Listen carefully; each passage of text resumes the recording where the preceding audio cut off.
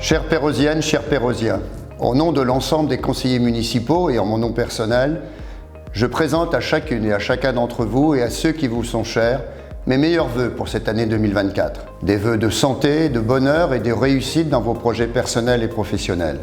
Ayons une pensée solidaire pour les personnes qui souffrent, qui doivent faire face à la maladie, qui ont perdu un être cher ou qui se sentent seuls, mais aussi pour les familles des victimes du terrorisme qui nous menacent toujours et des guerres en Ukraine et au Proche-Orient. Ce message des vœux permet traditionnellement de faire le bilan des actions et des réalisations de l'année passée et de se projeter dans les 12 mois qui viennent et au-delà. D'une manière générale, l'année qui démarre sera à nouveau complexe, voire imprévisible. Les conséquences des conflits dans le monde bouleversent les équilibres économiques. Notre quotidien est affecté par l'augmentation vertigineuse des coûts de l'énergie et des carburants, par l'inflation sur les produits alimentaires et de première nécessité, mais aussi par la hausse des taux d'intérêt. Des personnes se trouvent en situation difficile. Certaines décisions gouvernementales ont permis d'atténuer l'impact de ces surcoûts. Pour notre ville, comme pour les autres collectivités locales, la gestion de cette situation est également complexe. J'ai souvent évoqué cette difficulté, baisse des dotations, transfert de charges et de compétences, loi littorale, instabilité réglementaire. Dans un contexte national où l'État, quels que soient les gouvernements, peine à se réformer malgré un endettement abyssal.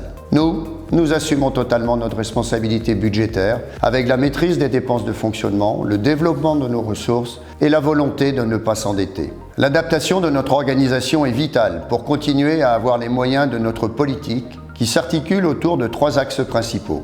Le dynamisme économique, grâce à l'attractivité et la confiance pour créer des emplois et de nouvelles ressources.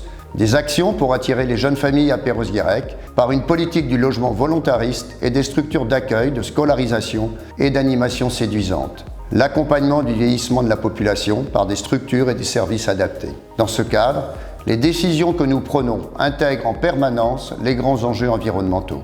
Tout ne se fait pas en un jour, mais nous continuons à démontrer qu'il est possible de faire évoluer une collectivité, que la transformer durablement et positivement est une avancée pour se préparer efficacement à un monde qui évolue en permanence. C'est ce qui nous a permis de tenir l'essentiel de nos engagements en 2023. Concernant les équipements sportifs, le stade et le gymnase Yves Le Janoux ont été refaits à neuf et les travaux de réfection du terrain stabilisé et de la piste du complexe sportif de Carabram ont démarré.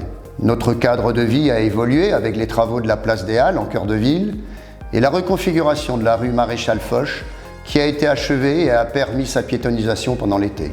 L'adaptation du système d'assainissement se poursuit avec la mise en service du poste de relevage de la Châtaigneraie, le début de la construction du clarificateur à la station de traitement des eaux usées de Carvasclette et les nombreux travaux de renouvellement des réseaux souterrains. Le déploiement de la fibre s'est concrétisé avec les premiers raccordements en 2023. Progressivement, les armoires sont installées dans différents quartiers de la ville. Cela ne va jamais assez vite, mais dans les 2 années, une grande partie de Perros-Guirec sera couverte. Pour vos déplacements, la piste cyclable de la rue de Plumeur a été prolongée et le carrefour de Croix-Arvarennes a été sécurisé. La navette Le Macareux est passée à un cadencement à la demi-heure toute la journée pendant l'été. La mise en place de la navette gratuite entre Carabram et Trestraou en juillet et août a remporté un franc succès avec 55 600 passagers. Nous avons continué à travailler sur des projets d'organisation de l'espace public, tels que le schéma directeur des pistes cyclables, dont je reparlerai tout à l'heure, et l'aménagement du quartier de Trestraou. Conformément à notre engagement, la commission extra-municipale du temps long pérenne s'est constituée et a travaillé sur de nombreux sujets qui ont été présentés au conseil municipal du 21 décembre dernier. Les activités culturelles et d'animation ont bien fonctionné en 2023, notamment des animations gratuites telles que Place aux Mômes, les escales musicales, les estivales et surtout les grands événements tels que la fête vénitienne, les différentes fêtes sur Ploumanac, la patrouille de France ou le marché de Noël de la Clarté qui ont tous battu des records d'affluence. C'est pour moi l'occasion de remercier une nouvelle fois l'ensemble des associations pérosiennes pour leur dynamisme et leur implication dans l'animation de notre cité. Cet impressionnant tissu associatif est un élément clé du lien social et intergénérationnel de Perros-Guirec. Je tiens également à saluer l'ensemble des équipes et tous les agents de la ville pour leur implication et la qualité de leur travail au service de la population. Leur mobilisation nous a permis de vivre 2 temps forts exceptionnels en 2023 avec la Coupe internationale d'été d'optimistes et l'accueil de l'équipe nationale de rugby du Chili pendant la Coupe du monde de rugby en France. Nous n'oublierons jamais les images des 435 optimistes en baie de Trestraou et la convivialité et l'enthousiasme de la délégation chilienne qui ont séduit les Pérosiennes et les Pérosiens.